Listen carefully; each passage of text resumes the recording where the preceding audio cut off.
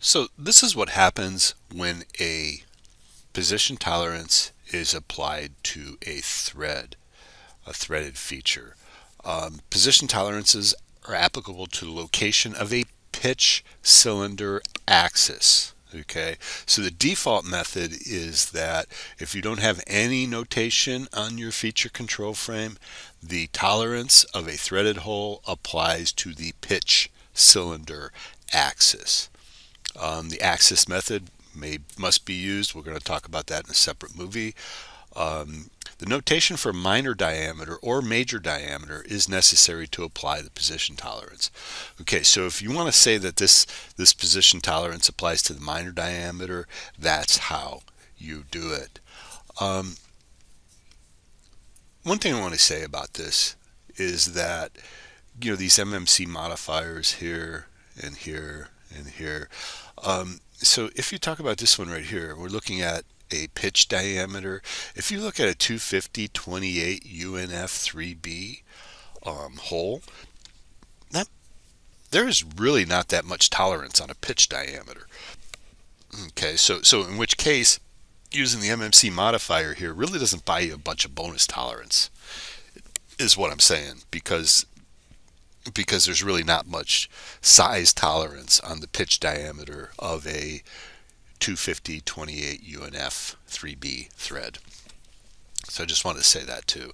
And again too, watch this too, on a minor diameter, that's a pretty tight tolerance there too. So the point here is that when you're applying a positional tolerance to threads, if you wanted to apply the major or minor diameter, you need to say so, because if you don't, it's applicable to the pitch diameter. So let's talk about projected tolerances zones. So the projection tolerance zones actually lie outside of the tolerance feature. The projected tolerance zone symbol and projected distance specified in a position tolerance feature control frame. That's how we do that.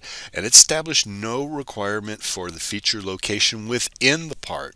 It only establishes the feature location outside the part. And then axis method will be used for verification. I'll explain that too, because it's really not that big a deal. I just need to touch upon it in a separate movie. So what does that mean? Let's look at an example. So in this example, we have a threaded hole. We have a positional tolerance here. It's got an 18 thousandths true position. There is no notes on it, so it applies to the pitch diameter. And then we have the projected tolerance zone symbol, ½ inch. So really, what does that mean? That means that our tolerance zone is projected ½ inch above the part. So that's what this looks like here. Our tolerance zone is on this axis. It's a diameter of 18 thousandths, and it extends ½ inch above the part. It doesn't control any features within the part. So here's how we would show a projected tolerance zone on an orthographic view. Specified on a blind hole through a projected tolerance zone symbol and projected distance. That's what we're doing here. We're going to indicate the direction that the tolerance zone extends if the hole passes through the part. And we're going to use a heavy chain line adjacent to the controlled axis, extending in the direction of the projection. Okay, so here's our controlled axis.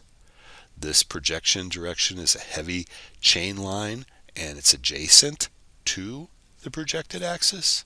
And then we have our feature control frame here. So that's how we would show that in a feature control frame on an orthographic view. So how do we achieve bidirectional position tolerances like on a slot? Okay, so what we could do with this is we could have two different feature control frames that actually control the position of the slot. One feature control frame controls this total width. You notice there's no diameter symbol here, that the tolerance zone is a total width. So this feature control frame controls the position of the slot in this direction that I'm moving my cursor. And then this feature control frame here controls the position of the slot in the direction in which I'm moving my cursor now. Okay, so these can be a rectangular tolerance zone, or it could be a square tolerance zone if you had the same tolerances. and it's specified relative to datum feature references and well-defined true positions, and it may be specified with MMC or LMC modifiers. And when you use an MMC, a virtual condition is created. Let's talk about non-cylindrical features of size. These could be slots, stuff like that. Position tolerances specify location requirements for slots, tabs, and rails. The tolerance specification adjacent to the feature of size. Okay, that's how we know that it's applied to a feature of size, is we put the tolerance specification next to that feature of size. And then but we do not place the feature control frame in an extension line. Let's take a look at an example of how that's done and what that means. Okay, so this is figure 837 from your textbook. We have a size dimension here, a slot. The size is 750 plus or minus 10 thousandths, and it has a true position of 16 thousandths at MMC. Notice that there's no diametrical symbol here for the tolerance zone size, because the tolerance zone is a total wide width. Okay, so what we're looking at here is a center plane of the slot and a 16 thousandths tolerance zone when the slot is at 740 thousandths, which is our MMC. So that's how we interpret that.